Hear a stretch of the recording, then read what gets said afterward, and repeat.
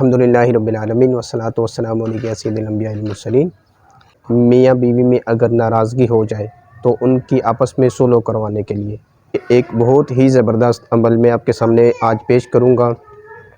یہ بہت ہی پیارا عمل ہے۔ اگر عورت ناراض ہو تو شوہر اس کے لیے، اگر شوہر ناراض ہو تو عورت اس کے لیے یہ عمل کر سکتی ہے، اور یہ رات کو بچھونے پر جانے سے پہلے یہ عمل کیا جائے تو اس کے بہت زیادہ فوائد ہیں۔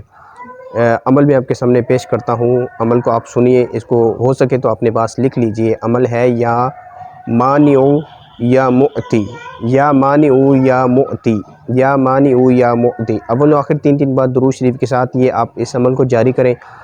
عشاء کی نماز کے بعد بچھونے پر جانے سے پہلے یہ عمل آپ ہر صورت اس کو آپ پڑھ لیں۔